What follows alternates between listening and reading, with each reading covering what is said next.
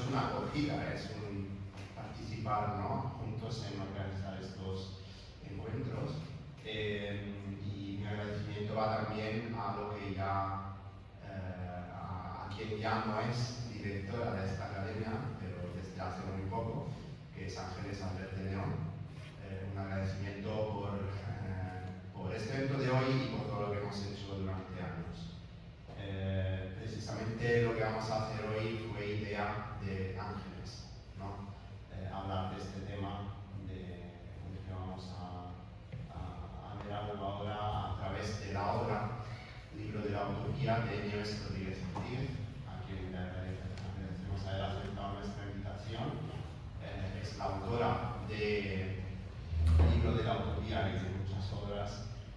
Una de ellas, Eres niña, eres cuervo y tienes 100 años, la acabamos de presentar como lectura escénica en el Teatro Palladium hace 3 días y fue un éxito, lo podemos decir. Se puede ver la grabación completa en el canal de YouTube del Teatro Palladium, por si quieren verla. Yo estoy hablando español porque creo que todos entendemos castellano, o no tenemos que traducir hoy, supongo, ¿no? No sé, Aranza, lo que dices del público, ¿no? ¿Se entiende? Sí. Vale, vale. Muy bien, entonces bienvenida Nieves. Y al lado de Nieves está Jessica de Mateis, que está cursando su doctorado de investigación en la Universidad de Montpellier con un proyecto sobre poética del silencio en el Teatro Español de la Memoria. Pero está aquí no por esto, sino porque es la traductora de la obra de Nieves Rodríguez. Ha traducido al italiano tanto la obra que os he comentado antes como la que vamos a comentar hoy, que es Libro de la Utopía. Si nos acompaña Jessica, como experta de lo que es la escritura, ¿no?, del proceso de escritura también, porque traducir es un poco entrar en la materia, ¿no?, de lo que forma un texto, ¿no?, y un texto dramático además con todos sus matices. Entonces, lo primero es pues comentaros que el Libro de la Utopía es una pieza de mediano formato, diría, ¿no? Es decir, no la podemos considerar breve, ¿no?, pero forma parte de una trilogía. Está en esta trilogía Libro de la Utopía, Eres niña, eres cuervo, tienes 100 años, y un texto que Nieves nos acaba de entregar hace pocos días, que completa esta trilogía. Lo primero que te quería preguntar, Nieves, es esto, ¿no? ¿Qué es esta trilogía? O sea, ¿qué es lo que... Sí. ¿Por qué estos 3 textos forman una trilogía en tu proceso también, ¿no?, de imaginarlos y de crearlos, de escribirlos? Sí. Bueno, muchas gracias. Trilogía del mañana, que es como creo que se va a llamar esta trilogía, pero no lo sé porque con los títulos siempre dudo, es un proceso de 5 años de investigación sobre las infancias durante el proceso de la Guerra Civil Española y la posterior dictadura. Y creo que lo que tienen en ligazón ellas no solo es el tema de la memoria, por supuesto, sino recuperar la memoria de niños y niñas. Porque creo que eso es un hueco en la tradición del teatro contemporáneo de la memoria histórica o democrática.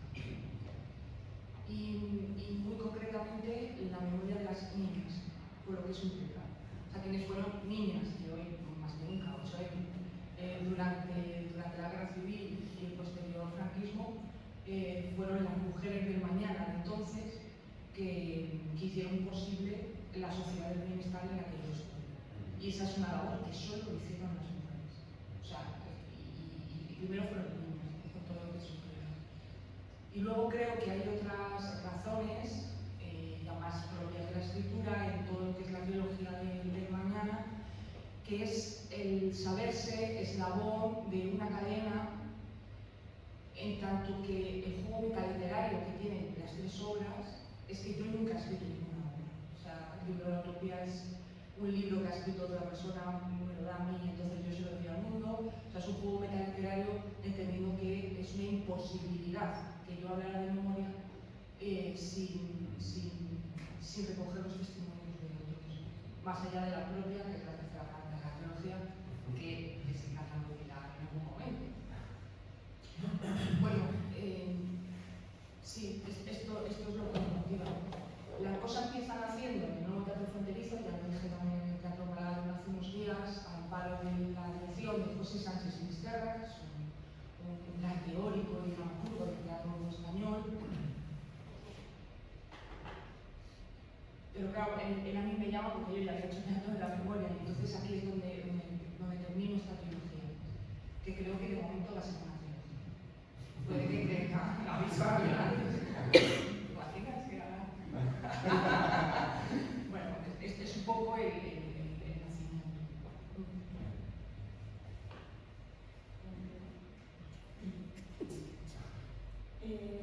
Bueno, como estamos hablando de eso, de la imposibilidad de decir, ¿no? Como si fuera algo utópico, ¿no? lo que quieres representar. También, como el profesor, yo estudié en el silencio, ¿no? En el teatro de la memoria. Y por supuesto que me di cuenta que en tus textos, bueno, hablo de los primeros dos, el libro de Utopía y Eres niña y después de tienes años, vuelven muchas veces algunos verbos que son muy impactantes, como tragar palabras, ¿no? Los personajes muchas veces tragan palabras, ven o entienden los silencios, escuchan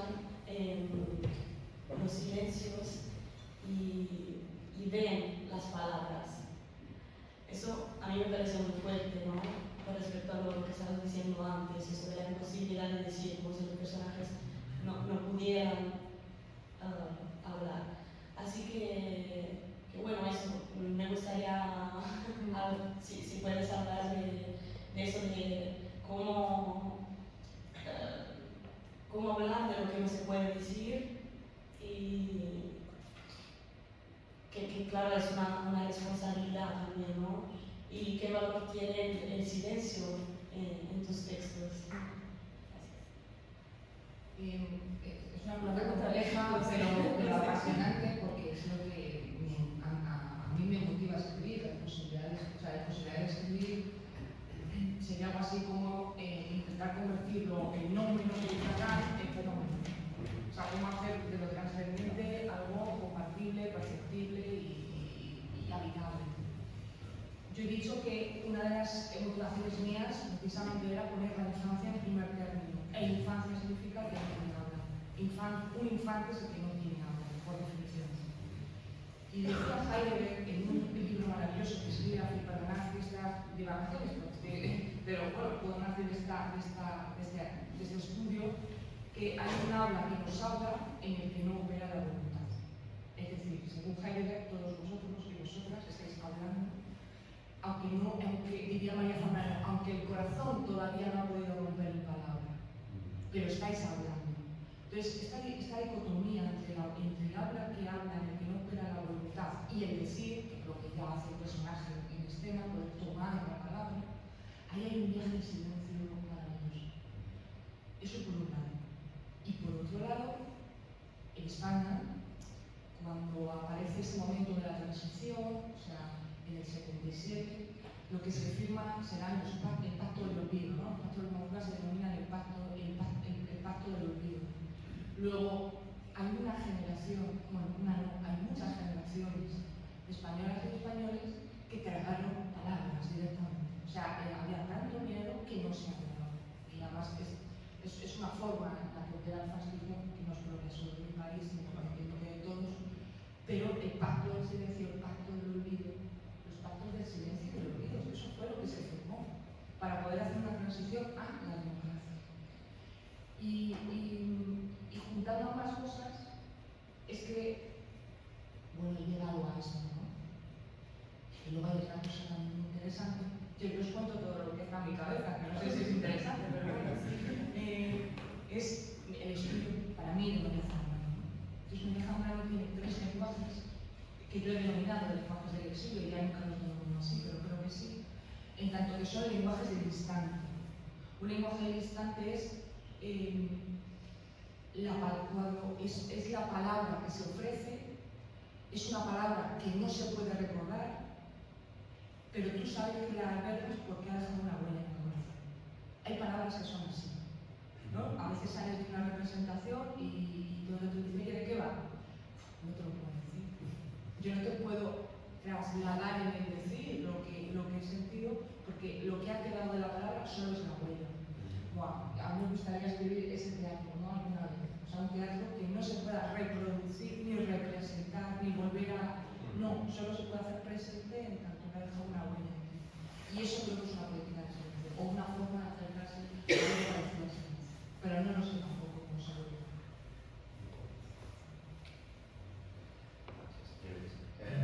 Pues creo que un poco tendríamos que explicarles lo único de que va el libro de la utopía, ¿no? Porque vamos a entrar en temas de poética teatral y no les hemos explicado por qué habla de la infancia, ¿no? Porque las dos protagonistas aparecen desdobladas de alguna manera, ¿no? O sea, de mayores y de niñas. ¿Por qué? Bueno, el libro de la utopía es la historia de dos niñas que se conocen en un hogar de auxilio social, que son los hogares que copia Franco de aquellos hogares de invierno que ya había inventado el nazismo alemán. Entonces empiezan los hogares de auxilio en España. Y entonces la obra es un viaje de ida y vuelta desde la infancia hasta ahora. Tienen ambas son octogenarias e intentan regresar al lugar donde fueron niñas para ver qué pueden hacer con esa memoria, para recuperar algo de esa memoria. Pero las dos están enfrentadas, ¿no? Una de ellas quiere volver para recuperar, para luchar, para alzar la voz. La otra cree que es imposible, pero que la literatura puede hacer cosas que nadie más que la literatura puede hacer. Por eso se llama el libro de la utopía, porque una de ellas le regala a la otra ese libro. Es decir, bueno, no vamos a poder recuperar la memoria, nosotras somos niñas, no recordamos todo. Este es el problema de ser niño durante la guerra, que luego no recuerdan nombres, no pueden defenderse, pero por un problema de memoria, exclusivamente de memoria. Y es el regreso a ese lugar de auxilio social abandonado. Otra cosa muy hermosa que pasa, que debiera pasar, pero que no pasa siempre, es la resignificación de los espacios. Digo que no pasa siempre porque hay muchos espacios del franquismo. Por ejemplo, hay cárceles que hoy son históricos en España, en Madrid. El problema es que no hay nada que nos recuerde, ni una piedra de memoria que nos recuerde que esos fueron esos lugares. Entonces, volver al lugar donde pasaron los hechos, en este caso la infancia de ellas, es también una forma de resignificar, de convertir ese espacio en otra cosa. Y creo que en último término el libro de la utopía es una defensa a dos cosas.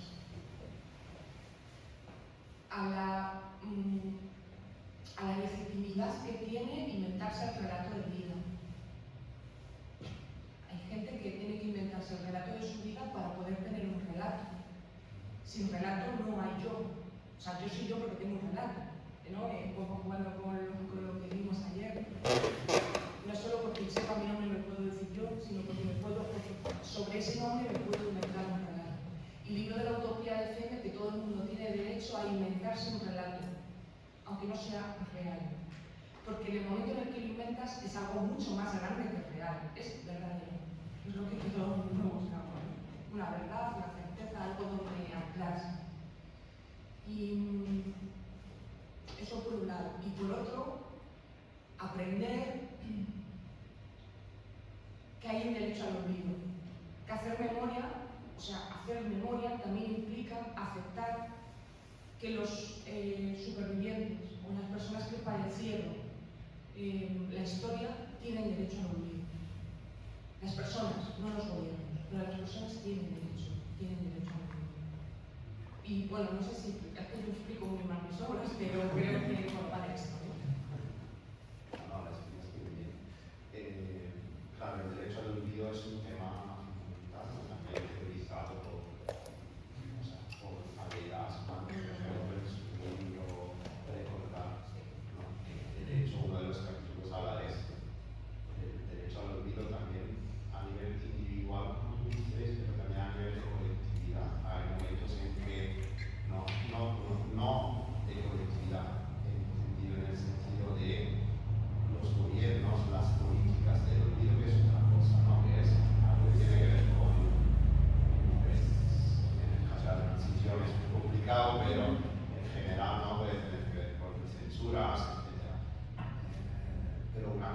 Irak también puede tener derecho al olvido, ¿no?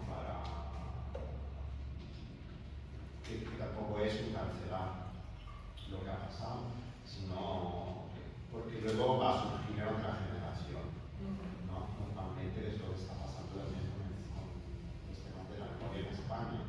Muchas veces los están rescatando, ¿no? Las generaciones que no sufrieron directamente, no padecieron directamente la dictadura, todo lo que fue también la represión, etc., ¿no? Bueno, se habla mucho de posmemoria, de second generation, ¿no? Ya estamos en la tercera casi generación. Es un tema interesante y en la obra, en efecto, es un poco raro, ¿no? Porque estas dos mujeres no tienen conflicto a nivel relacional realmente, ¿no? Porque son pareja, es una pareja de mujeres, pero lo tienen, ¿no? En este nivel que tú comentas, ¿no? Es decir, que son parejas en la vida, pero tienen representan esta dicotomía, ¿no? Entre lo que es una reivindicación de lo que puede ser la palabra literaria, de alguna manera, y lo que es, en cambio, bueno, esto no lo podemos, ya no podemos hacer nada con esto, ¿no? Es muy interesante, se crea esta tensión, ¿no? A lo largo de la obra, que me parece muy bien. Y otra cosa que tenemos que comentar, hoy sí que podemos hablar libremente, porque no vamos a representar obras, sí que podemos decir efectivamente de qué va todo. Es otro personaje, un personaje masculino, ¿no? Que tampoco es un personaje del todo, ¿no? En cierta medida.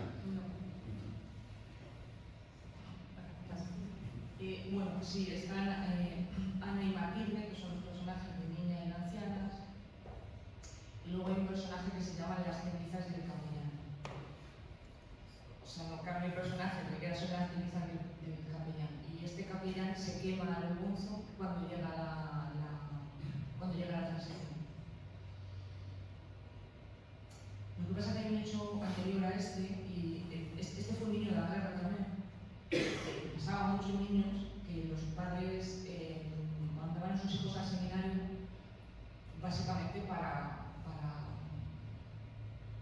saber qué iban a comer todos los días. Esto no es así, quiero decir que los metían a curas, pero también un poco te quitas una boca y además es la única forma de que el niño estudiara y comiera. Y este por la fuerza, ¿no? pues es un cura. Lo que ocurre es que este cura sí abusa de una de las niñas en la infancia.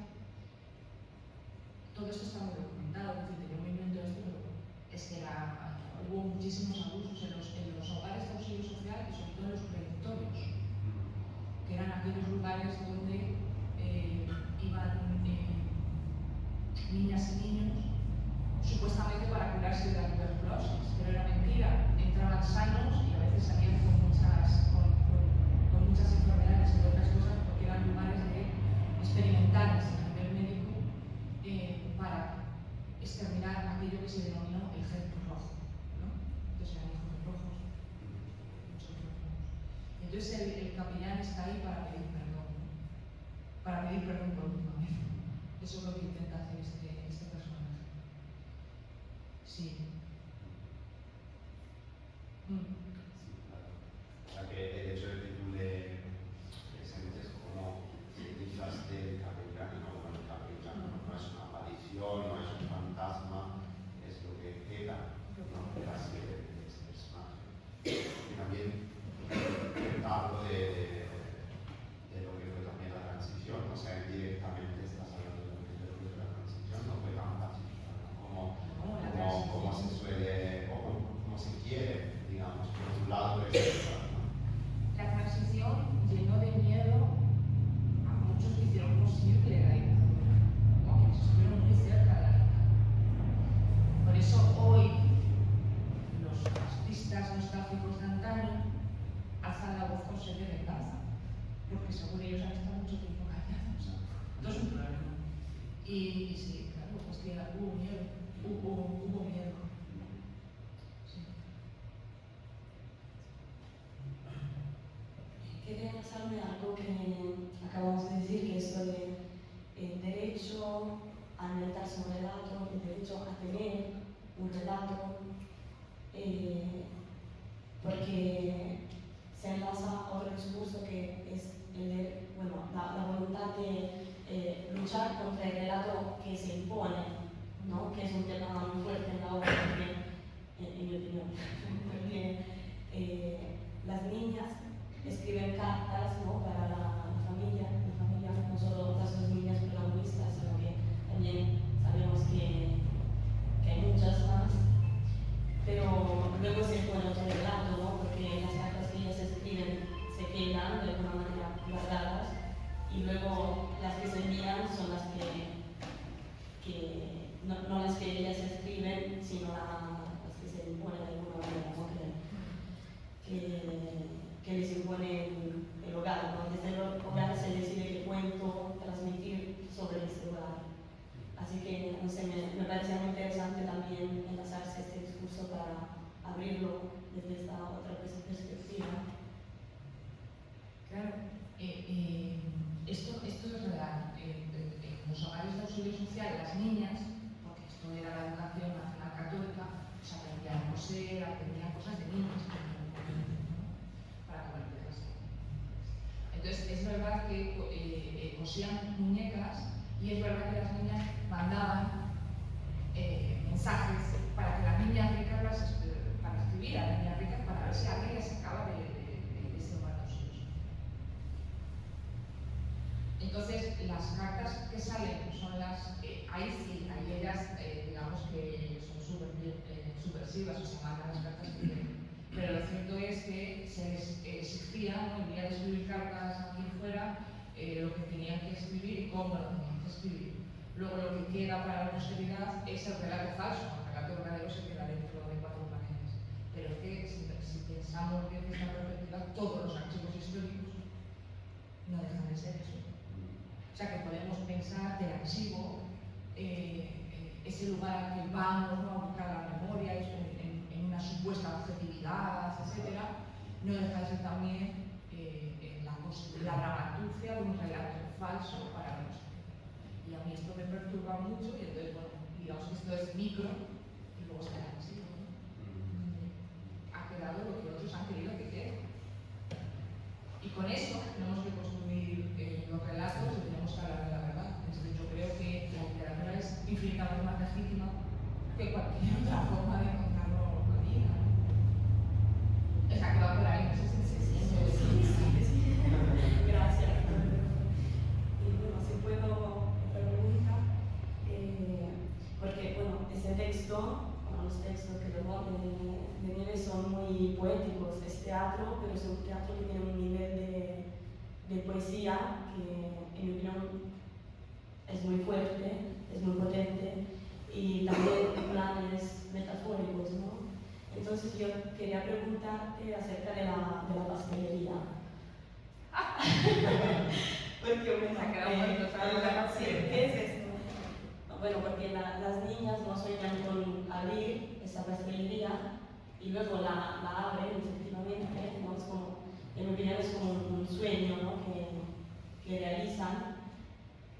Y no sé, me pareció muy interesante al final esta voz, este yo, que no sé si eres tú, sí, ¿no? Eres tú, que le compran luego la pastelería a las ancianas y se dirige y también como que entra en contacto con Matilde, con la autora, y entonces yo me preguntaba qué es realmente esta pastelería, porque también hay cosas muy curiosas, porque ellas dicen, me apunté algo, ¿no?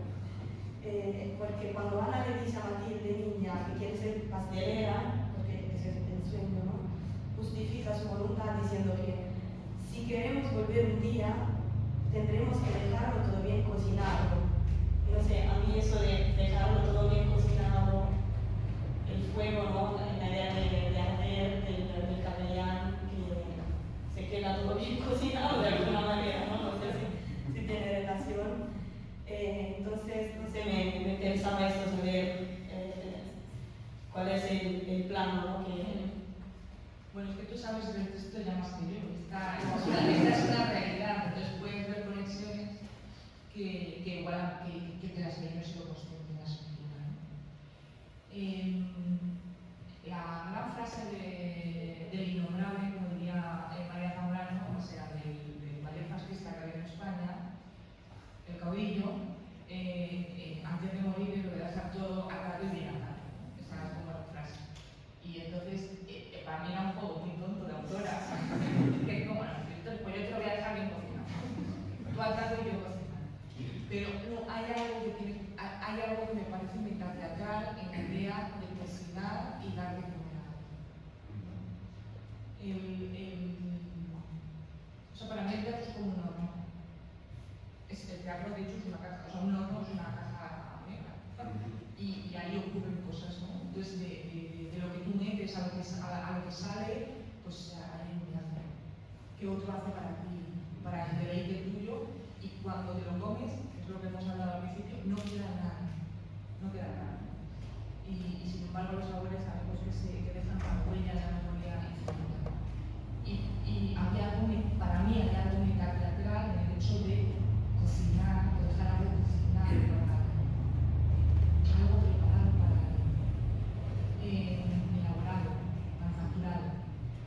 Y creo que eso es a lo que se dedica una de ellas, y la otra se dedica a la literatura, que es lo más etéreo, lo menos concreto. Bueno, pues es un poco de dicotomía. Yo es que como yo no tengo talentos teatrales, solo sé escribir, necesito de todos los otros para que la cosa quede cocinada.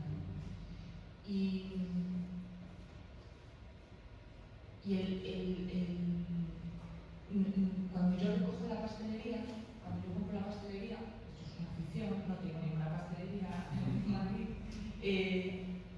ella me da el libro. Se lo tiene que dar a algo, porque ya son muy mayores. Y entonces yo lo publico, ¿no? Eso es un poco el viaje de uno me alimenta, yo te alimento, tú me alimentas. O sea, es la cadena de la alimentación, hecha por mujeres. Es que tiene otra connotación. Claro, tiene otra connotación. Pero yo no había visto, tengo que decirlo, la idea del fuego, con el capellán, pues eso estará como ecos, pero yo no lo he hecho de forma consciente. No lo he escrito pensando en eso. Esto no.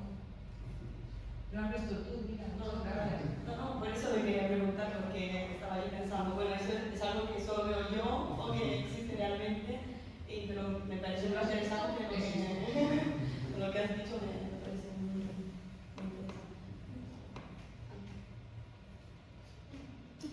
Aprovecho esto o sea, de que tú recoges el libro, que es también un poquito heredad, ¿no? Ya que estamos en evidencias, heredar lo que es la memoria de estas mujeres, ¿no?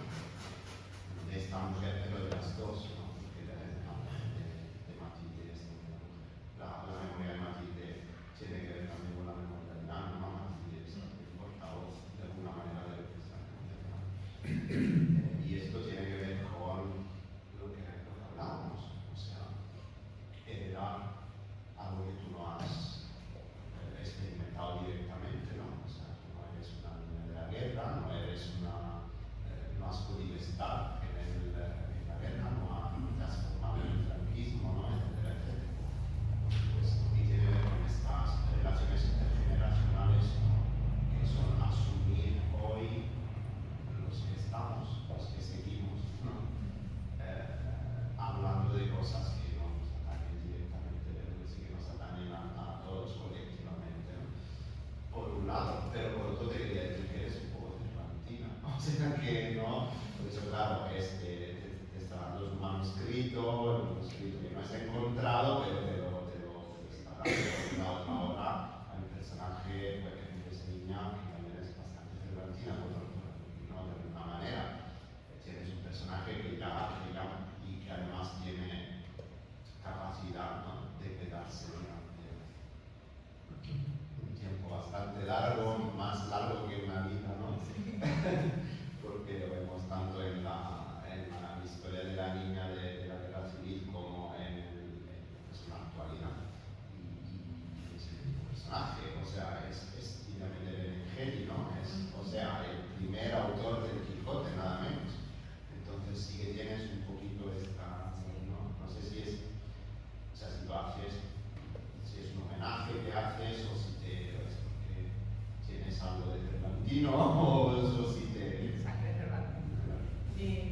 En la tercera, esto sí es un spoiler, en la tercera parte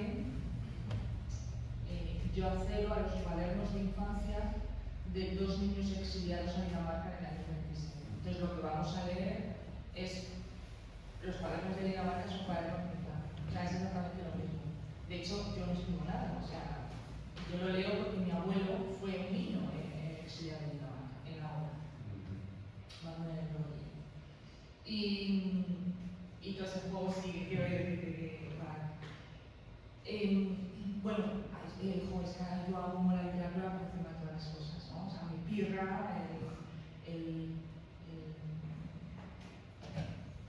sea, la literatura es el espacio democrático por excelencia. O sea, para yo decir cualquier cosa, otro antes tuvo que hablar.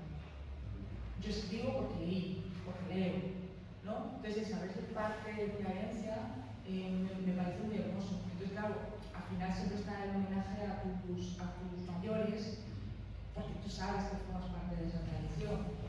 Y Cervantes lo hace como nadie. Pero no solo está Cervantes. En la última parte de la trilogía, digo, esta obra es como cuando compras el pan, ¿no? Esta barra puede contener trazas de cacahuete, bueno, pues esta obra contiene trazas de... Y les cito a un montón de personas que me han prestado sus palabras. Y creo además que en el caso específico de la memoria, de hablar de la memoria, no hay otra fórmula. No hay otra fórmula.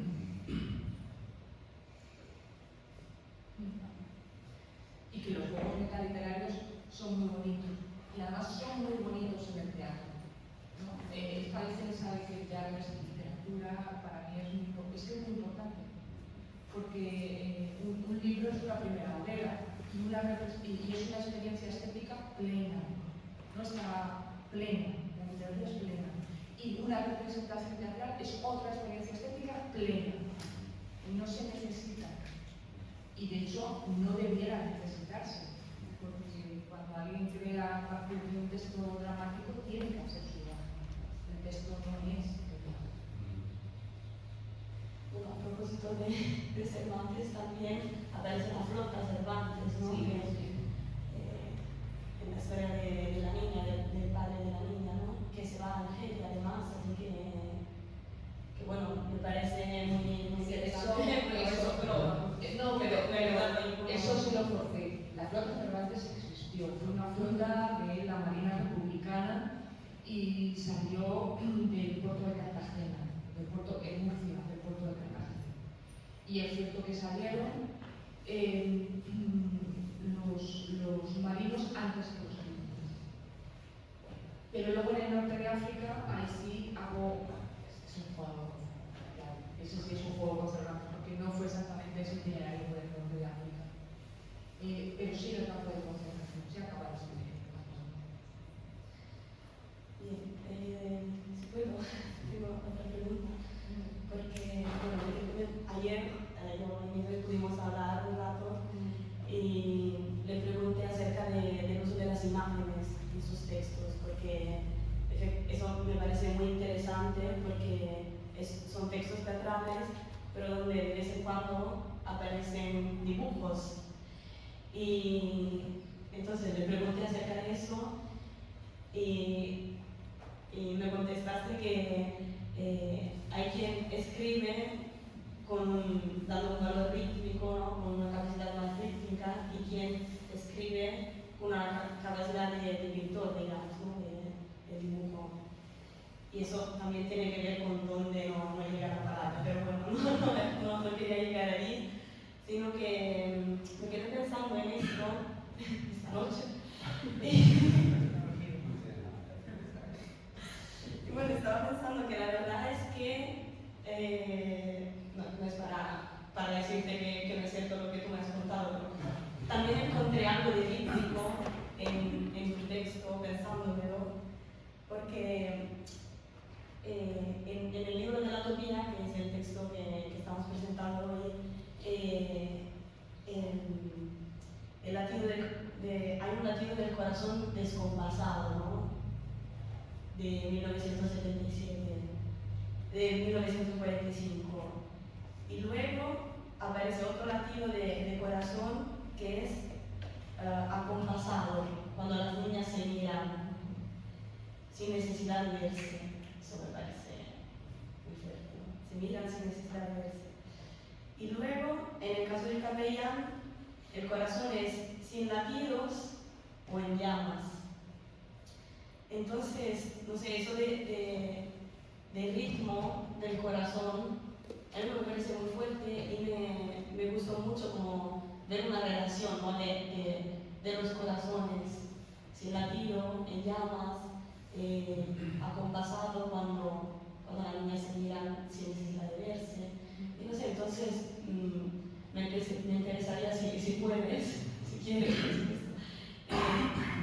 hablar un poco de todo eso, ¿no? Del uso del ritmo, de las imágenes, si hay una relación efectivamente entre eso, si es algo que es así como... Claro, me imaginaba. No, pero sí, yo recuerdo. Es una pregunta muy difícil. No, sí, claro, como como todas las tuyas, como todas las tuyas, pero ayer cenando yo le contaba, yo tenía una profesora que decía que había dos tipos de dramaturgos, los dramaturgos músicos y los dramaturgos pintores. Yo no tengo ninguna habilidad musical, pero ninguna es ninguna. Entonces es cierto que sí puede haber alguna alusión a algo que tiene que ver con el ritmo, pero está dibujando algo. O sea, yo soy más pintora que música, no deja de ser una imagen, ¿no?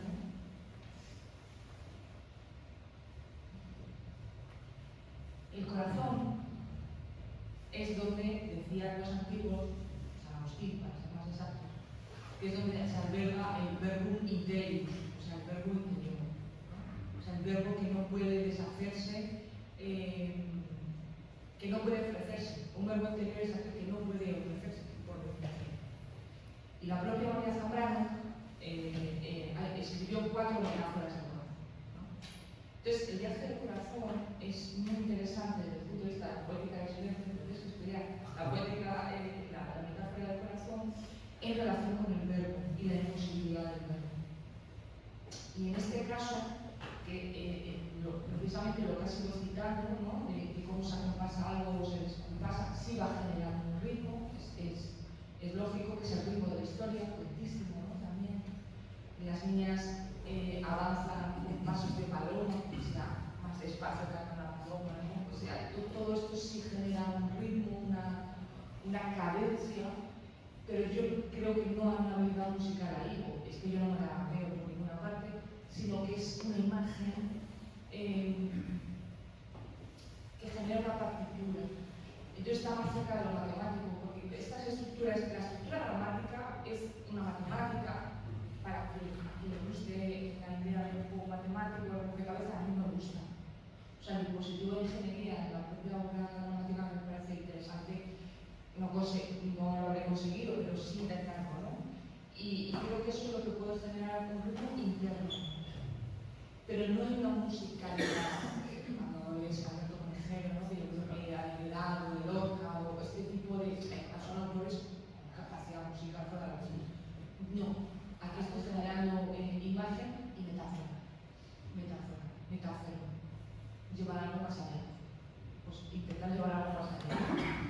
Y de esas hay muchas pinceladitas que a mí me ayudan a que el lector vaya uniendo los dos tiempos. O sea, esto no es una obra que te habla de 1945, 2019, no, que es el mismo tiempo. Que todo es presente, que todo es aquí ahora, que todo es presente. Que lo de ayer no es una cosa de ayer, es que no es una cosa de ayer. ¿No? Además que leer los periódicos, no es de ayer. Entonces son juegos, en este caso llegué ahí por consultación. No, sí, que yo hago preguntas no pensando pensando ya en una respuesta, así que claro, que fue una pregunta un poco así como de incómoda, a lo mejor, no, también como para que dice, pero no. Si hay preguntas, curiosidades del público, sí. Bueno, pues yo quería hacer dos preguntas. La primera es, ¿qué es lo que te llevó a escribir sobre el tema de la memoria histórica? Ya que, bueno, es un tema, como bien has dicho, sigue muy presente y es muy importante comentarlo porque, bueno, España, a diferencia de Italia o Alemania, tiene una digna. Franco murió en la cama y a Mussolini lo pasearon por Milán y a Hitler se suicidó en un búnker, pero sin embargo Franco murió en la cama y dejó a 500.000 de desaparecidos que siguen estando desaparecidos debajo de cunetas en nuestro país. No sé si tiene relación directa de alguien desaparecido en la guerra, por eso es por lo que hablas de la memoria histórica. Y lo segundo que quería preguntarte es si crees que hay restitución, si crees que hay respeto de la memoria histórica en nuestro país. No sé si eres de Madrid o quien conozca Madrid, tenemos el Arco del Triunfo franquista en Moncloa que sigue, está casi ruinoso, graficado y no lo. Bueno, está dejado, pero sin embargo sí están ahí. Este último año, con la nueva ley de memoria histórica, se están volviendo a retomar los trabajos de exhumaciones de tantísimos desaparecidos. Pero ¿qué es lo que hay que hacer, aparte de lo que estamos haciendo nosotros todos aquí, que es hablar sobre memoria histórica y acercarla a los jóvenes, porque nosotros somos un instituto? Aparte, ¿qué podemos hacer a nivel institucional, a nivel social, en la calle? ¿Qué podemos hacer para respetar la memoria de nuestras personas? Sí, son muchas preguntas, pero voy paso por paso, espero no olvidarme que vamos, preguntas, es compartido un sentir y yo lo comparto contigo. Yo aprendí a leer con Ana María Matute, que fue una niña de la posguerra. Aprender a leer con alguien que solo habla de la memoria me ha hecho tener conciencia política a una edad muy temprana. Sin ser yo consciente de que ella me estaba hablando de la guerra civil española, de lo que supuso la posguerra en España, como no he dejado de leerla y no dejo de maravillarme, porque yo creo que esta sí que es musical y pintora a la vez, o sea, una cosa fuera de lo común, una narradora, que a mi juicio ha habido en este país, me ha formado una conciencia política sin yo saberlo, sin yo saberlo. Yo no tengo abuelos, no lo conocía a ninguno de mis abuelos. Mis padres quedaron huérfanos muy jóvenes.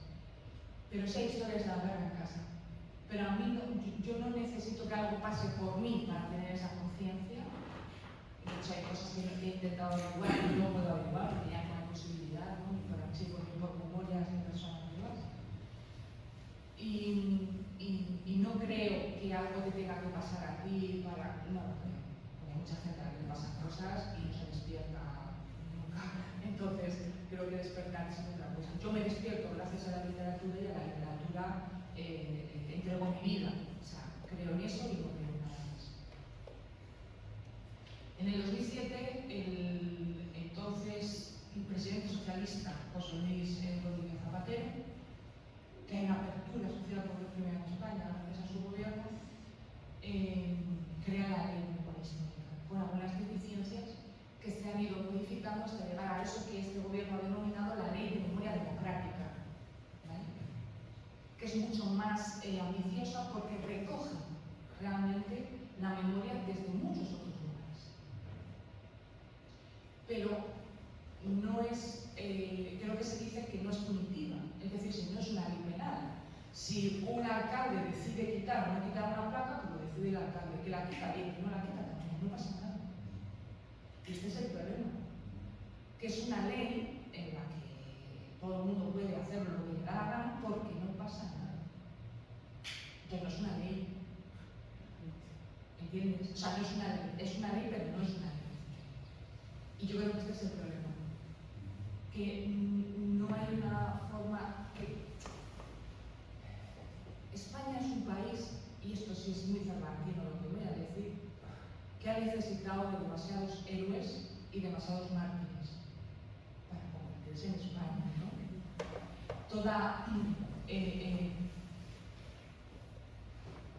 Toda la sangre de España por una gota de luz, decía el poeta de Lutero.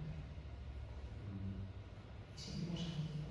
Entonces, un país que se forja a través de mártires y héroes es un país que vive muy literariamente, quijotesco donde los hay. Y eso quiere decir que vivimos en el mundo del símbolo, ¿no? Sacamos a Franco de la fosa, ¿no? Pero eso no sirve para nada porque es un símbolo de aquí a ahora. No es algo que haga cultura, no hay cultura de memoria en este país. Las exhumaciones se han hecho gracias a las asociaciones, con 0 euros. Y entonces todo se ha ido añadiendo, pero a fuerza del pulmón de la gente. Entonces, ¿qué podemos hacer? Pulmón. Y cada uno lo que sabe hacer. Yo se los escribí. Creo que la escritura es un acto político. Lo creo firmemente. Creo que el encuentro con un libro le puede cambiar la vida a una persona. A mí me la cambió, ¿por qué no le puede cambiar a alguien más? Y saberse cada uno en lo que tiene, en lo que sabe hacer, en su lugar, no olvidar nunca precisamente que la memoria democrática, y que se llame así, a mí me encanta, es lo único que puede hacer de nuestra democracia una mejor democracia. Y que como es una ley que todo el mundo se puede sacar a la torera, pues le estamos dejando mucho espacio a la extrema derecha. Aquellos nostálgicos que vienen con aires vengativos, cuidado, están en el Congreso, cuidado.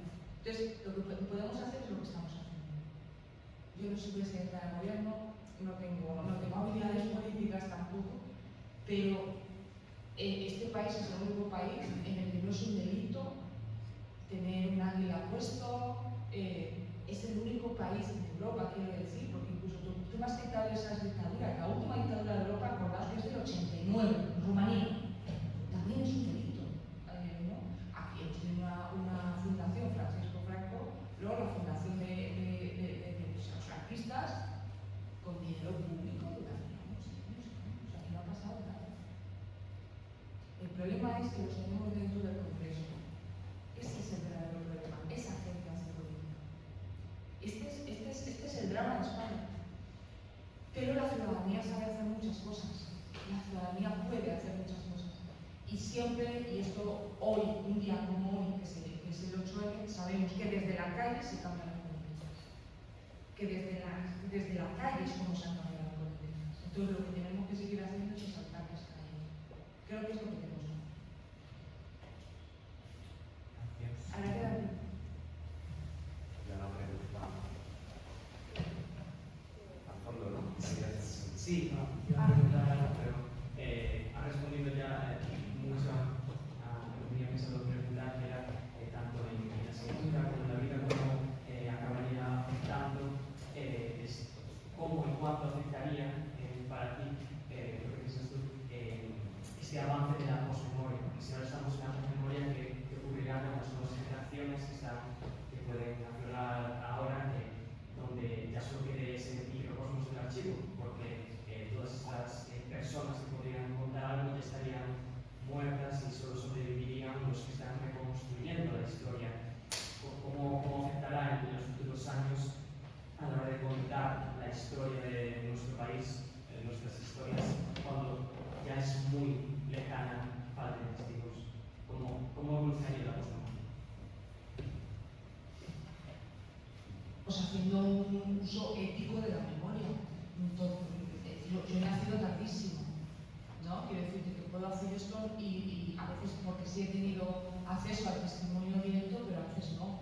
Pero me he leído todo lo que ha habido. O sea, sí se ha dejado mucha memoria, o sea, hay que acercarse a ella, ¿no? A veces no puede ser directa, pero ya ha habido quien ha hecho ese trabajo. O sea, se ha hecho mucho, mucho, mucho. Hablo a nivel literario, de recoger testimonios, etc. Y necesitaría yo otra vida, ahora mismo necesitaría otra vida para poder acceder a todo lo que se ha hecho ya en este país a nivel de testimonio, de memoria. Entonces, la única manera de hacer memoria es tener una postura ética con lo que ya está hecho. Por eso es importante hacer genealogía, por eso es importante hacer corpus, por eso es importante saber que siempre hay alguien por delante de ti que ya ha hecho un trabajo previo. Y creo que desde el punto de vista de la literatura, si nos fijamos en la idea de la posmemoria, la literatura se puede permitir horadar lo real para llegar a lo verdadero, que es la razón de ser de la literatura. Y, por ejemplo, y esto se lo comentaba a Simone y a Jessica también estos días, yo que he coordinado algún grupo de autores y autoras más jóvenes que yo que están acercándose al tema de la memoria, a mí una de las cosas que creo que están haciendo, que me parece interesantísimo, es que no ponen el foco en el trauma, sino ponen el foco en los instantes felices que supusieron esas vidas. Entonces, ¿por qué no podemos hacer memoria de los instantes felices? ¿Por qué la memoria solo se puede hacer desde el punto de vista del trauma? No es memoria aquello otro. Entonces, me parece muy inteligente y es una mirada que las nuevas generaciones van dando. Y cambiará, hablo desde el plano de la literatura. Y claro que cambiará y se seguirá haciendo memoria de cosas que todavía no hemos rescatado. Porque lo importante era, por supuesto, hablar del trauma, ponerlo en primer término y reparar. Reparación, justicia y verdad. Y eso es una parte. Pero la literatura puede hacer mucho más, puede recuperar muchas más memorias que no solamente estén ancladas en el trauma, porque eso también configura la memoria del pueblo. Estoy pensando en cosas muy tontas ahora, por ejemplo, las fiestas, la cultura de los pueblos. Todo eso es una memoria que incluso en guerra civil y en franquismo, el pueblo siguió haciendo. O sea, es cierta. Es lo histórico y es una subversión también al poder. Hay muchas maneras de subvertir, ¿no? Los poderes básicos. Esa memoria creo que todavía no se ha hecho del todo desde el punto de vista literario, entendiéndola como memoria histórica o memorable. Me parece muy interesante. Otro punto de vista. Y bueno, es que voy a mostrar que hablo reflexionando en voz alta, no pretendo responder tampoco lo sé todo cronológico. Así que, pero bueno, creo que se están haciendo cosas interesantes, ampliar la mirada. Y sobre lo que se está haciendo, seguir haciendo. Eso es importante, ¿no? Eso creo que ambas cosas tienen que ir unidas. Pero hay que creer mucho en el poder de la literatura. La literatura va por delante de la vida. Eso es lo único que he aprendido en mis 40 años. Que la literatura siempre ha ido por delante de la vida, siempre. Yo sé que aprendo mucho de los relatos.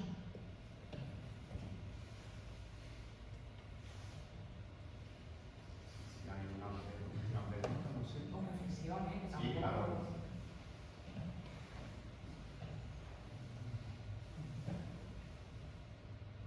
Ya podemos volver a dar las gracias a Nieves por nosotros y por, bueno, ofrecernos no solamente esta generosamente, ¿no?